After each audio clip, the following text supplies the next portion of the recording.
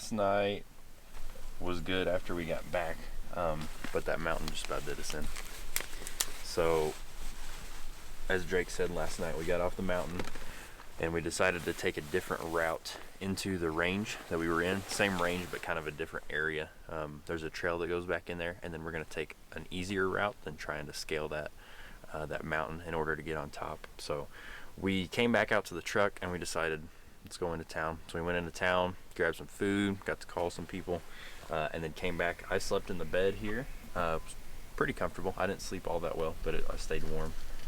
He slept up in the cab, and then now we're just getting our food ready, getting a couple more days of food, filling up water, getting our packs organized again, and then we're going to eat breakfast and check out this new spot. So.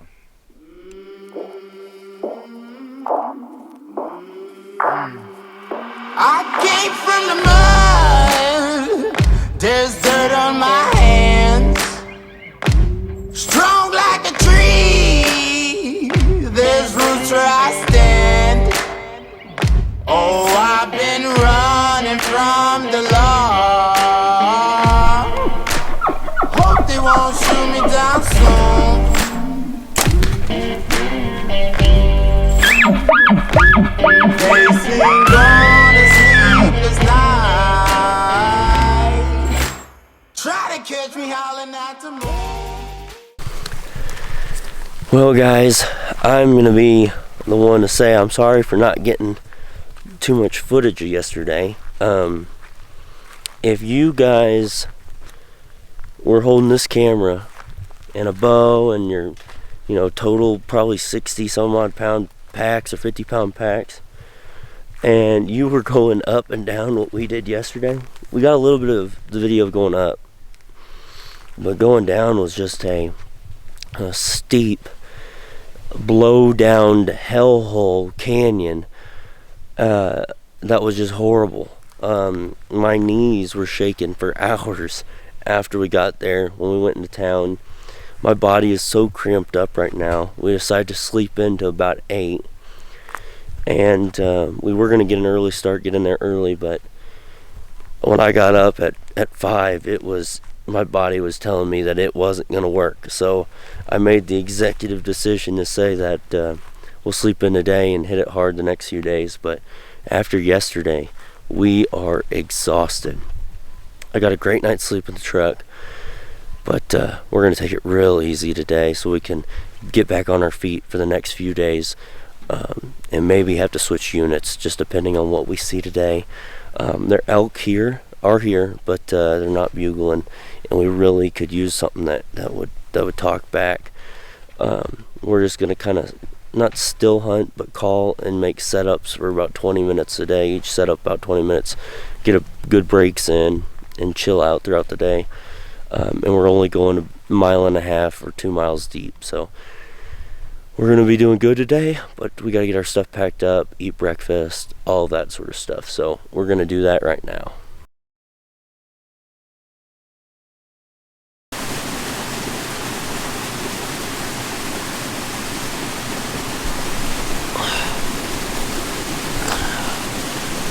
Well guys, as you can see, we are taking a minute for ourselves. This has been a grueling experience. I have never even possibly fathomed the pain in which our bodies have went through in the past 2.5 days. And so right now we're doing something that is not in the elk hunting playbook, and that is taking a nap and eating just basically everything in our food bags for like the day, because we were so worn out. My shoulders ached, they're just screaming in pain, just from not from improper fit of backpack, just from just weight and distance. Just not fun, but it's a good time. It's kind of a weird paradox, because it's horrible, but we're having a good time. But that's our update. I'm out. Well guys, the audio is not going to be great because we got a big old creek right here, but Me and Luke, we bombed up the mountain about 4 miles, and we thought we were going to see a lot more and see some good sign, all that cool stuff. And we're not seeing that many tracks, we're not seeing that many scat, we're not seeing trails. So we think that 78 is a little high for these elk in this specific range. Most of our elk we've been seeing or hearing or seeing sign of is in between the 66 to 72 range. So we're going to drop down the mountain after we just made up this just horrendous hike, which is a common theme of what we've been doing recently.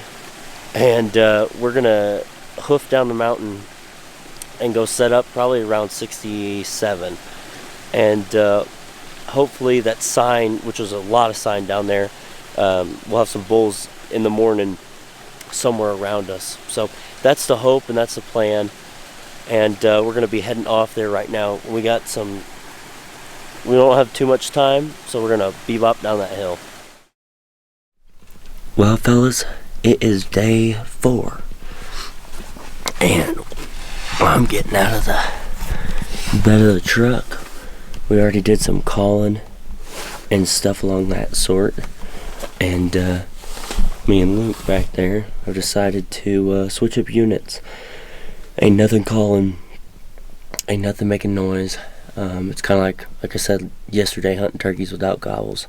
It's pretty difficult. So, and it's not for lack of effort. In the last I think it's only not even 3 days. It's been technically 2.5 days. We've put on 18 miles and 8,300 feet of vertical elevation over the last 2.5 days. So we've been really moving. But we ain't found no elk yet, so that means it's time for us to get up and get out of here. So we got our stuff getting all packed up back here. I slept back here in the bed, and he slept in the back seat, and that back seat's comfy. So he got some sleep last night. I got some sleep last night. It's not the best sleep, but it'll do. And we're pretty jazzed. We got, I guess technically we got about 5, including today, we have 5 days left. Not including today, we have 4 days left. So we're gonna make the most of it. We're gonna go kill an elk. So we just gotta find them. If they talk to us, we got them. We can get them. But right now it's been difficult. Ladies and gentlemen, we have Mr. Drake Dury. He's gonna attempt to catch one of these grouse.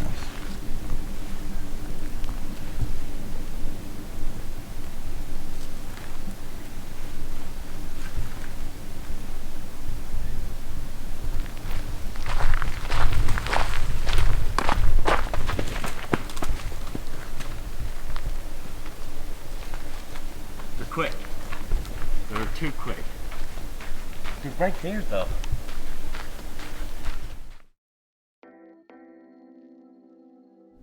Alright, guys, so we've struggled past few days, and we went back into town and got us some McDonald's and just kind of looked at the maps, redid some stuff, kind of looking at what we're doing wrong. And we kind of came to the conclusion to come back to the spot that we spent day 1 at and go deeper in. Go to the actual 5 mile or 4 mile or whatever mark we were at, and then hunt for the next 5 days within these 2 drainages. And we've got some north facing slopes. It's really hot today right now, and it's gonna remain this way I think for the next like 2-3 days. So we've got to deal with this hotter weather. So we're gonna go deep, and we're gonna see these north facing slopes in deep, like cool dark timber, and we're gonna tinker around in that area. And down in these drainages there's a lot of good food for the cows to be at. And towards the end of the week, the bigger bulls are going to want to start to move down, it seems like. Right now we got like the smaller bulls mixed in with the cows, and hopefully we can draw in one of those bulls with just a little cow calling here and there. Me and Luke have talked about it. We are totally okay with going home with just a cow, elk. Any elk right now is more than enough for us, and we'd be excited to just get one. Seeing that is my first time, but we got some intel from a guy, and we like this spot just because it kind of fit in with what we were wanting to do. So we're gonna pick up our packs, get my bow, beam off into the mountains for an extended trip. I think we're gonna spend close to 4 or 5 days out here. So unless we get an elk, which is the ultimate goal. But we'll keep you updated.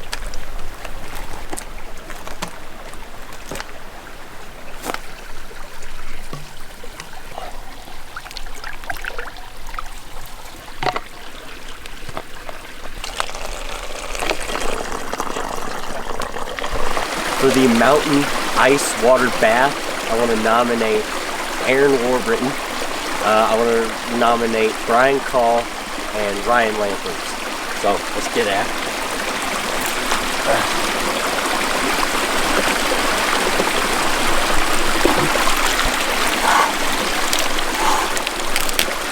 Dude, that's so cold.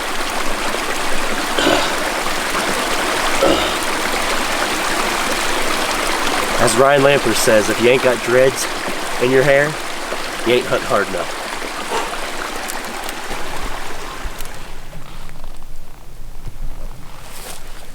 Well, there's not.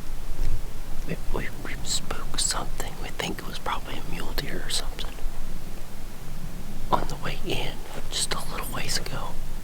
But now we're starting to get into like prime elk country. So we're really easing through on this trail and stopping at places we think we should call and sending out some cow calls. And hopefully we'll get some cow calls back and kind of bring the herd our way. But other than that, we're just trying to get to camp, make camp, and then just kind of sit down and listen and just kind of blend in with the backcountry.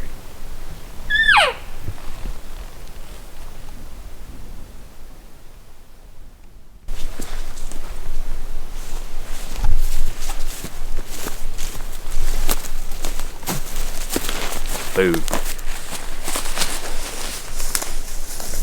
Well guys, it is the AM.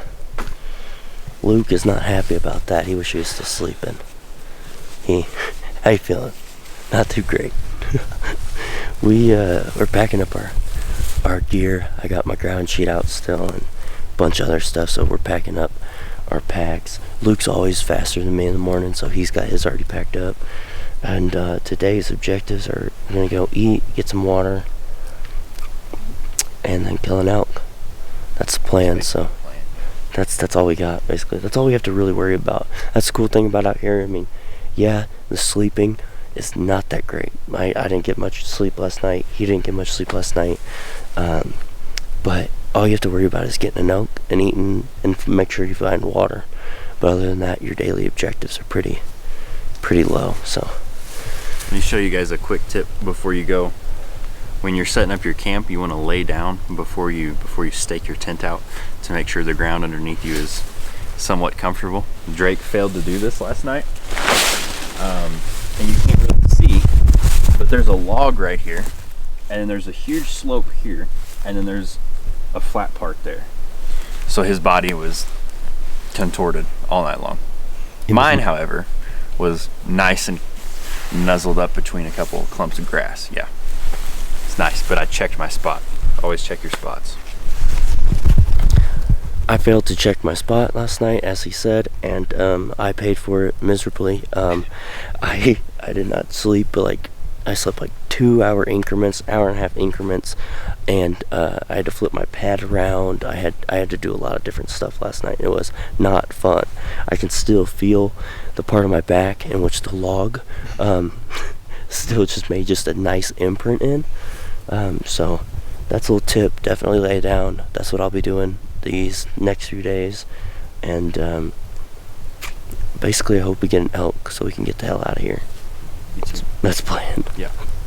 Well guys, B and Luke are sitting under what is the rain fly of my tent. Got all our gear. Oh, everything's sitting under it because it has started to sprinkle at a rate that is getting us wet, and we do not want to have any of our clothes wet for the next however many days we're out here. So we're trying to play a little damage control, sit under this and not get wet. Also, we managed to hear a bull. We couldn't really get a good pin on it, but we think he's about 500 yards directly behind the camera that way. So we're just gonna kind of use this time as a way to rest up, let the rain go away, maybe have a snack or two, and listen and see if he'll bugle again. And then we can figure out what way we want to go, where we want to move. But as of right now, it's just a waiting game.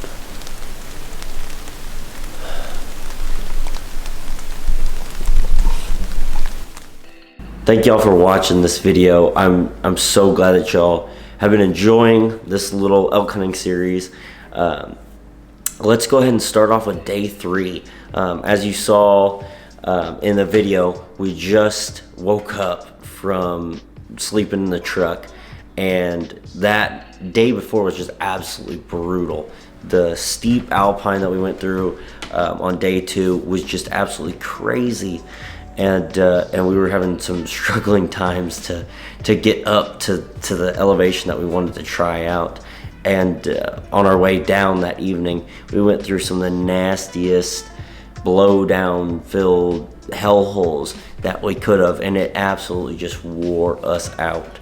And then over the next few days, we proceeded to go in about 4 miles and back out every single day, and we just weren't seeing elk, we weren't hearing anything, and it wasn't panning out.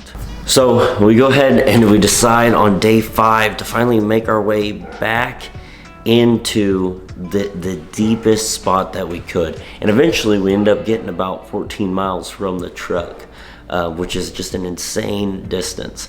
But we end up going about 5 miles in that day, and that is when the rain starts coming. And this rain, it stays around till even day 7. There's some parts in day 7 where it starts raining, but it just came down and it would not leave us alone. Everything got soaked, everything was wet, and you're gonna see some of that in the next video, just to how miserable we kind of were dealing with that. And in the future, you'll be seeing a video on how we will better prepare next time, and we're gonna go over my gear list and our food list and everything, and revise everything, and we're going to show you that whole process, because we made some mistakes, and that is for sure. But I will say, we never would have learned it unless we just went out there and did it. So for everyone out there who's just working on putting up the best gear list before they go, just get it as good as you can and go out there, and the mountain will tell you what you need. So thanks for watching. I'm excited that y'all have been liking the content. I've been seeing some good feedback from and hearing from my friends and family. They're like, this is one of the better videos. So I hope this series is living up to the expectation, to the hype that the first episode had, and I hope you guys enjoy. So thanks for watching.